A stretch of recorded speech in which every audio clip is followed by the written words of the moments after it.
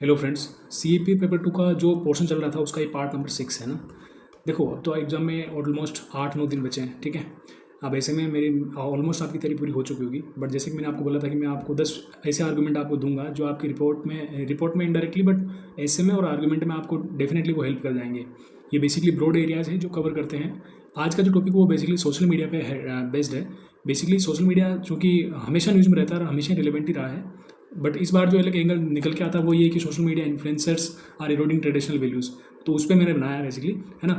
But एक बात मैं आपको सबसे पहले बताना चाहूँगा। देखो 8-9 दिन बचे हुए हैं। पेपर 2 क्वालिफाई करना is not a big deal. Paper 2 में आपको ओनली और 50 नंबर लेके आने हैं ना, मतलब क्वालिफाई करने के लिए मैक्सिमम तो आपको स्कोर करना ही ओबवियस सी बात है। आपको टारगेट रखना 90+ का। देखो प्रैक्टिकल तो इतना ही है।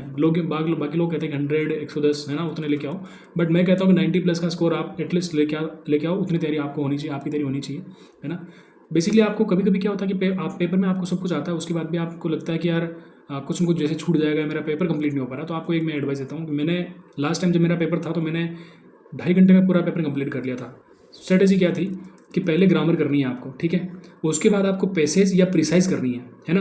ग्रामर आपका ऑलमोस्ट 15 से 20 मिनट में आप आराम से कर लोगे। प्रिसाइज और पैसेज करने से क्या होगा कि बहुत सारे आपको एक तो वर्ड्स मिल जाएंगे, है ना, बहुत सारी इन्फॉर्मेशन आपको मिल जाएगी यहाँ से, है ना। और आपका एक बहुत बड़ा पोर्शन यहाँ से कवर हो जाएगा, है ना, पैसेज और प्रिसाइज से। क्योंकि सबसे लेंथी ये दोनों है जो लगते हैं आपको, है ना, ये वो कवर हो जाएंगे। पैसेज में आपको 20 से 25 मिनट और प्रिसाइज में आपको 10 से 15 मिनट लगेंगे, ठीक है। इसके बाद आप रिपोर्ट के लेना फटाफट से 2 रिपोर्ट्स आराम से लिख लोगे। इससे आपका ऑलमोस्ट आप देख लो कि आपका बहुत बड़ा पोर्शन इससे कवर हो जाएगा, ठीक है। इसके बाद आप आर्गूमेंट लिखना हो, इसके बाद आप ऐसे लिख लेना। इससे आपका पेपर बहुत ही जल्दी फास्ट तरीके से कंप्लीट हो जाएगा।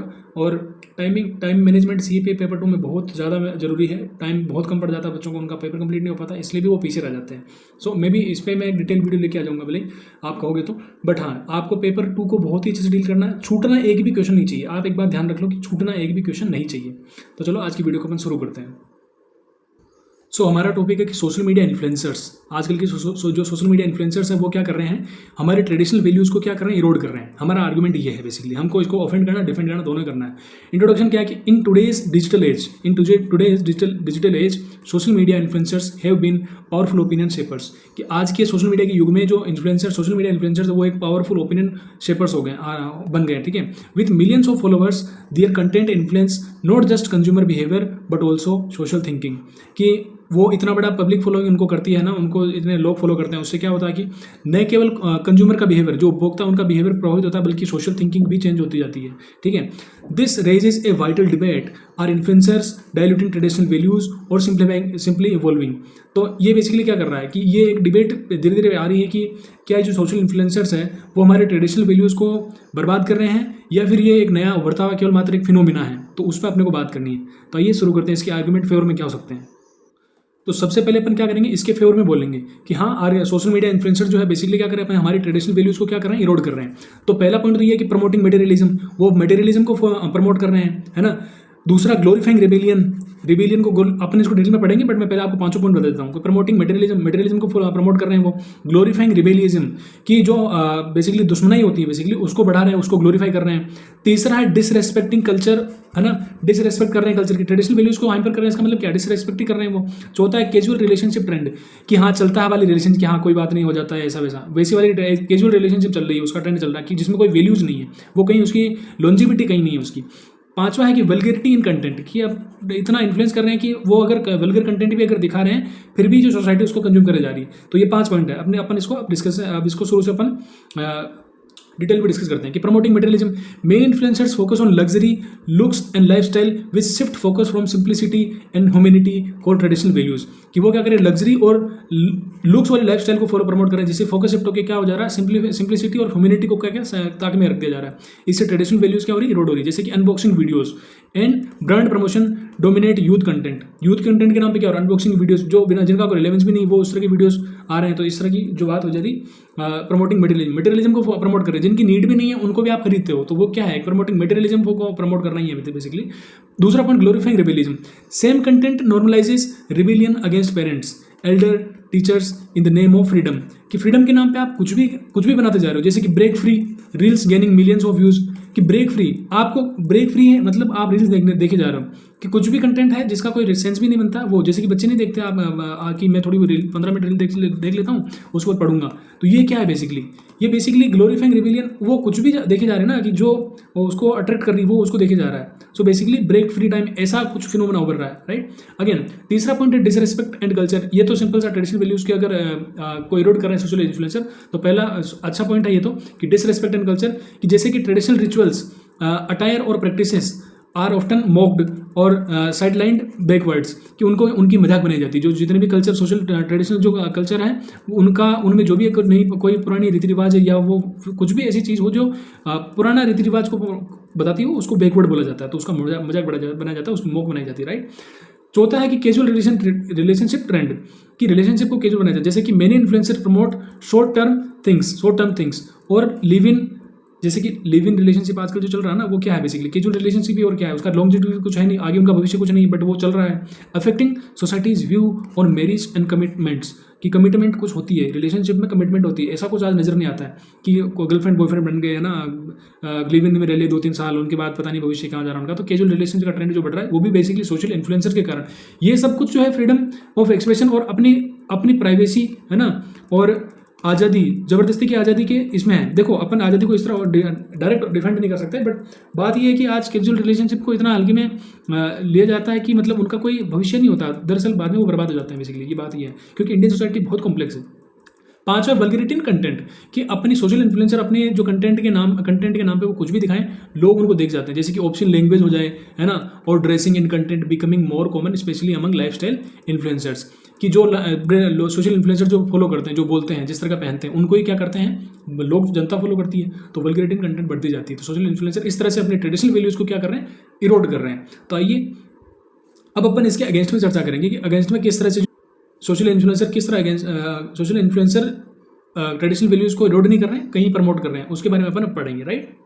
तो देखो सबसे बड़ी दिक्कत क्या होती है, अगेंस्ट में पॉइंट 4 में पॉइंट बोलना थोड़ा सा और लिखना थोड़ा सा डिफिकल्ट हो जाता है कभी, अगर थिंकिंग प्रोसेस आपकी स्मूथ नहीं है तो अगेंस्ट में क्या है, सोशल मीडिया का कुछ बहुत सारे फायदे भी, इन्फ्लुएंसर से बहुत सारे बेनिफिट भी करें, जैसे कि कल्चरल रिवाइवल है ना, कल्चर का रिवाइवल हो सकता है ना। दूसरा है अवेयरनेस क्रिएटर भी हो सकता है, platform for positive role models है ना, सोशल मीडिया एक प्लेटफॉर्म भी है उनके लिए जो पॉजिटिवली लोगों को इन्फ्लुएंस करना चाहते हैं। एम्पावरिंग मार्जिनलाइज्ड वॉइसेस, की जो मार्जिनलाइज जो सोसाइटी है, जो मार्जिनलाइज जो लोग हैं, उनको भी उनकी जो आवाज़ है, उनको जो उनकी आवाज़ें जो है सोशल मीडिया पर आती है, तो लोगों को पता लगता है इनके बारे में क्या कंडीशन, उनके बारे में अवेयरनेस बढ़ती है, right. Choice of content in personal, कि हाँ ठीक है, ये तो बात हुई होगी ना फ्रीडम ऑफ एक्सप्रेशन वाली बात, कि हाँ उनकी चॉइस वो कुछ भी करे ऐसा। नाउ एक को डिस्कस करते हैं कि कल्चरल रिवाइवल, जैसे कि many influencers promote Indian culture, folk arts and languages. बहुत सारे इन्फ्लुएंसर्स इस तरह के होते हैं जो कल्चर को प्रमोट करते हैं, फोक आर्ट्स को प्रमोट करते हैं, लैंग्वेज को प्रमोट करते हैं, तो बिल्कुल ठीक बात है, रिवाइवल उससे होता है डेफिनेटली। जैसे इंस्टाग्राम पेज जो कि संस्कृत में श्लोक वगैरह और फोक डांस वगैरह को बताते हैं, तो वो बेसिकली अच्छा एक इम्पैक्ट जाता है सोसाइटी पे, सोसाइटी को अपने बारे में पता लगता है। अवेयरनेस क्रिएटर्स, जैसे influencers highlight mental health, gender equality, climate change value important for modern society. बिल्कुल ठीक बात है कि जो इन्फ्लुएंसर्स मेंटल हेल्थ के बारे में बोल रहे हैं, जेंडर इक्वलिटी के बारे में बोल रहे हैं, क्लाइमेट चेंज के बारे में बोल रहे हैं, तो आज की मॉडर्न सोसाइटी, आधुनिक समाज को उनकी जरूरत है, तो डेफिनेटली वो अवेयरनेस क्रिएटर का काम भी कर रहे हैं। तो इन्फ्लुएंसर इस तरह से पॉजिटिव वे में सोसाइटी को अफेक्ट कर रहे हैं, तो बहुत अच्छी बात है।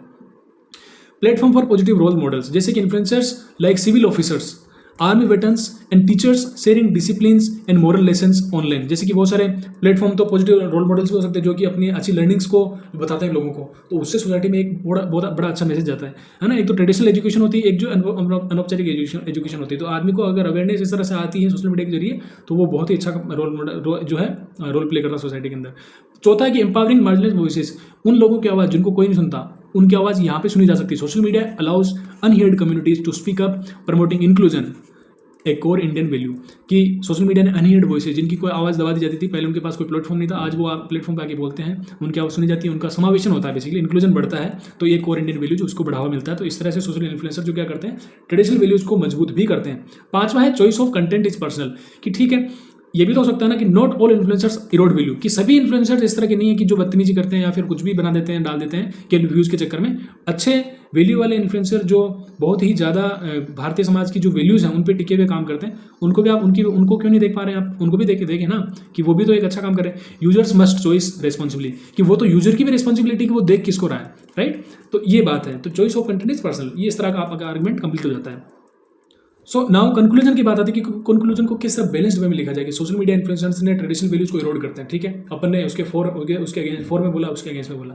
नाउ कंक्लूजन किस तरह लिखेंगे कि social media is a tool, social media is a tool, its impact depends on how it used, कि सोशल मीडिया की गलती क्या है, वो तो किस तरह यूज किया जा रहा है उस पर डिपेंड करता है ना कि क्या फर्क पड़ रहा है, उससे क्या फर्क नहीं पड़ रहा, कि वो तो एक टूल है, वो तो एक साधन मात्र है ना, उसका इस्तेमाल किस तरह किया जा रहा है उस पर डिपेंड करता है कि होल सम इन्फ्लुएंसर प्रमोट ट्रेंड्स, कुछ इन्फ्लुएंसर ट्रेंड को प्रमोट करते हैं दैट चैलेंज ट्रेडिशनल वैल्यूज, कि कुछ जो इन्फ्लुएंसर्स होते हैं वो केवल उन चीज़ों को डालते हैं जिससे उनको व्यूज मिले, है ना, व्यूज मिले वो चीज़ें डालते हैं, उनको कोई मतलब नहीं सोसाइटी में उससे क्या फर्क पड़ेगा, है ना, जो ट्रेडिशनल वैल्यूज को प्रमोट करते हैं। But many other revive and spread then in new ways, but कुछ अच्छे इन्फ्लुएंसर्स उनको बहुत ही अच्छे वे में डालते हैं जिससे कि सोसाइटी में क्या हो, अवेयरनेस का लेवल बढ़े, सोसाइटी का एक सोचने का स्तर बढ़े, है ना, इन न्यू वेज।